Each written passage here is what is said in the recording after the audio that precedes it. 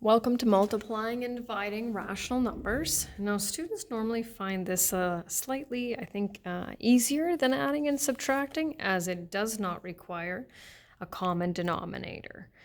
So I'll talk you through the steps and I'll kind of just show you them at a glance, but they are available in the notes that are on the Google Classroom. So here we go. So first thing we need to do is change to improper form if necessary. Then we multiply numerators. So 1 times 2 is 2. Multiply denominators, and then simplify.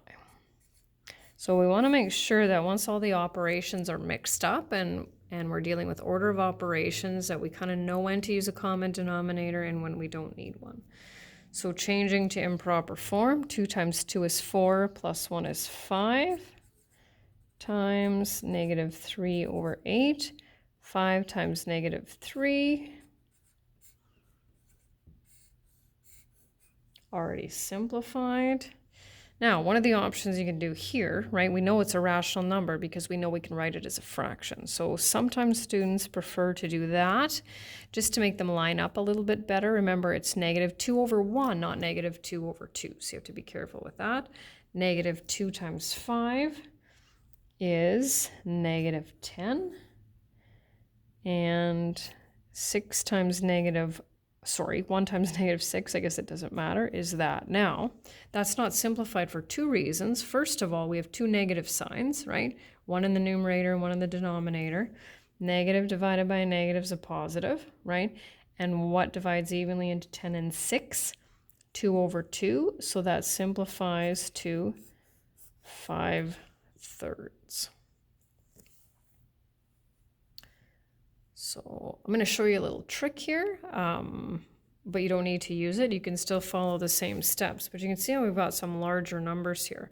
What you can do when you're multiplying is you can look at a numerator that's here and a denominator that's there, and you can simplify them. So we know that 9 over 18 is the same as 1/2. And we know that negative 5 over 25 would be negative 1/5. So simplifying it that way sometimes is handy. 1 times negative 1 is negative 1. 5 times 2 is 10. And I'll just show you a list of steps there. So there they are. They're also available in the notes. And now for division. Division is slightly more complicated, and I hope in elementary school you get the opportunity to just see how it works. So when we're dividing fractions, the first thing we do is we rewrite the first one, change division to multiplication, and then write the reciprocal, or we swap the numerator and denominator of the second fraction. Now, we know that the negative divided by negative is a positive, so when I write the reciprocal, I'm not even going to worry about those signs because I know that that's what I'm actually dealing with. And then we follow the steps for multiplication. So negative 2 times 5 is negative 10. And then we're finished. 5 times 2 is 10 plus 1 is 11, but it's a negative fraction. Okay. And then I'm going to do this. 4 times 1 is 4 and 1 is 5. Okay, so now what we want to do is follow those steps, change that to multiplication. Negative 44 over 25. And the last question. So 2 times 4 is 8 and 1 is 9.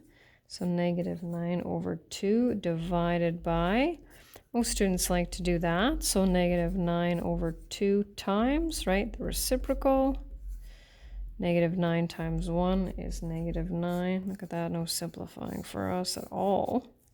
And then just a quick glance at the steps, which are right there. And like I said, they're also available on the Google Classroom with the notes.